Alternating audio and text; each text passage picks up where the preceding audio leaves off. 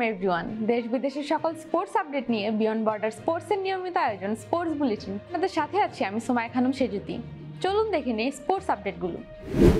৩৫ বছর পর বাংলাদেশের শীর্ষ লিগে ফিরছেন শ্রীলঙ্কান ফুটবলার।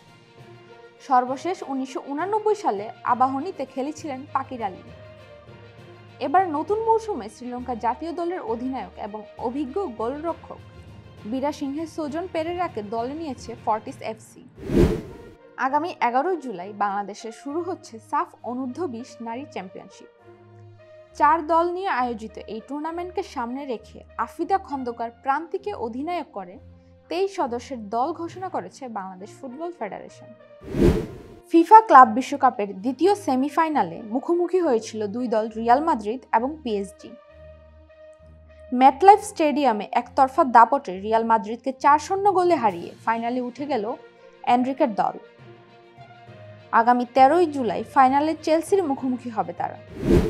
যুক্তরাষ্ট্রের ফিনিক্স শহরের একটি হোটেল কক্ষ থেকে উদ্ধার করা হয়েছে ৩৭ বছর বয়সী Mexican boxer Pedro Antonio Tony রদ্রিগেজের মরদেহ। মৃত্যুর কয়েক ঘন্টা আগে তিনি অংশ নিয়েছিলেন পেলেয়া অ্যান এল বারিও বক্সিং ইভেন্টে। ২০২৬ সালের জুনে যুক্তরাষ্ট্র, মেক্সিকো এবং কানাডায় অনুষ্ঠিত হতে যাচ্ছে বিশ্বের সবচেয়ে মর্যাদাপূর্ণ আসর ফিফা বিশ্বকাপ। টুর্নামেন্ট শুরু হতে এখনও প্রায় ১ বছর বাকি থাকলেও বিশ্ব চ্যাম্পিয়ন আর্জেন্টিনার নতুন জার্সি ঘিরে ইতিমধ্যেই আলোচনার ঝড় উঠছে ফুটবল বিশ্বে। নিউ ইয়র্কের ট্রাম্প টাওয়ারে উদ্বোধন হলো ফিফার নতুন অফিস। বিশ্ব ফুটবল সংস্থার এই বিশেষ ঘোষণা দেন সভাপতি জিয়ান্নি ইনফান্তিনো। এই আয়োজনে উপস্থিত ছিলেন প্রেসিডেন্ট ডোনাল্ড ট্রাম্পের ছেলে এরিক ট্রাম্প এবং ব্রাজিলের ফুটবল কিংবদন্তি রোনালদো নাজারিও। পেটের মেদ কমাতে অস্ত্রোপচারের পর সংক্রমণে মারা গেছেন ৪১ বছর বয়সী আফগান আম্পায়ার বিসমিল্লাহ জান শিনওয়ারি। ২৫টি ওয়ানডে এবং ২১টি টি-২০ আন্তর্জাতিক ম্যাচ আম্পায়ারিং করেছিলেন তিনি।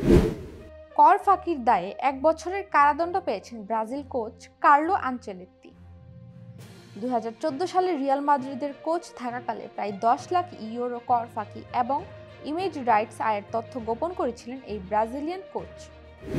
টি-২০ বিশ্বকাপের বাছাই পর্বের ম্যাচে স্কটল্যান্ডকে হারিয়ে চমক দেখালো ইতালি। আগে ব্যাটিং করে ১৬৭ রান করে ইতালি। জবাবে ১৫৫ রানেই থামে স্কটল্যান্ডের ইনিংস। এই জয়ে ২০২৬ সালের টি-২০ বিশ্বকাপে টিকিট পাওয়ার দৌড়ে এগিয়ে গেল ইতালি। আইপিএলে ম্যাচের টিকিট বিক্রিতে অনিয়মের অভিযোগে হায়দ্রাবাদ ক্রিকেট অ্যাসোসিয়েশনের সভাপতি জগন মোহন রাওকে গ্রেফতার করল সিআইডি। এই ছিল আমার হাতে থাকা সর্বশেষ স্পোর্টস আপডেট।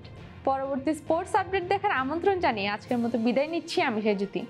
বিয়ন্ড বর্ডার স্পোর্টসের সাথে থাকার জন্য আপনাদের সবাইকে ধন্যবাদ।